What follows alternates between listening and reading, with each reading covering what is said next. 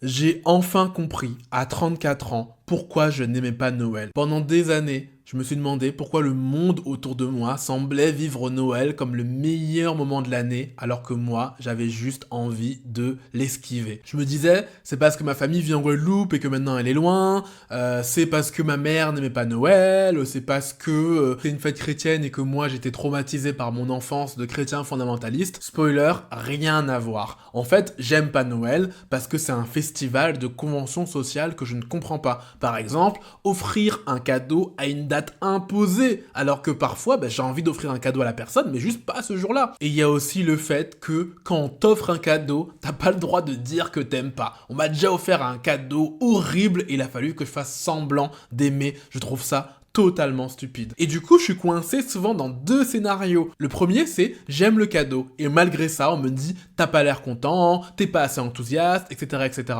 Le deuxième, c'est j'aime pas le cadeau, et là, on me demande alors, t'en penses quoi? Et là, je suis supposé mentir, mais quand je mens, les gens voient que je mens, et ils me le reprochent aussi. C'est un piège infernal. Donc oui, Noël, c'était l'enfer, et j'ai découvert que c'est parce que j'étais autiste. Et là, tout a pris sens. C'est pas Noël en soi le problème, c'est la culture aliste. C'est Noël tel que fait par les alistes. Les alistes, c'est les non-autistes. Ils font des rituels, des sous-entendus, des mensonges polis, des émotions qu'ils affichent sur commande, et rien de tout ça est naturel pour moi. La bonne nouvelle, c'est que l'année où j'ai découvert que j'étais autiste, pour la première fois, j'ai demandé des aménagements. Ces aménagements, c'est tout ce que je viens de te dire. Si je viens, je veux que les gens acceptent de ne pas scruter ma tête pour voir si j'aime un cadeau. Et si jamais les gens sont pas à l'aise avec ça, je préfère qu'ils ne m'offrent pas de cadeau. Et donc, on fait Noël en étant inclusif avec moi.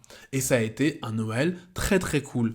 Et c'est pour ça que c'est si important de comprendre que tu es autiste, parce que ça te permet aussi de comprendre que les autres sont alistes et qu'ils n'ont pas les mêmes besoins que toi. On me demande souvent des recommandations de livres sur l'autisme, mais je trouve ça encore plus parlant d'avoir des livres sur l'alisme. Et il se trouve que Clara Turnwald a écrit un livre sur l'alisme qui s'appelle The Autistic Guide to the Galaxy. Dedans, elle explique pourquoi on a l'impression que les alistes mentent tout le temps, pourquoi ils aiment à ce point le small talk, et pourquoi nous, on les trouve si bizarres. Parce que souvent, on explique que les alistes trouvent les autistes bizarres, mais on oublie de dire que ça marche aussi dans l'autre sens. Les autistes trouvent les alistes bizarres. Ce livre, je vais te le résumer dans une conférence en ligne gratuite. Si tu veux la voir, je te mets le lien en description.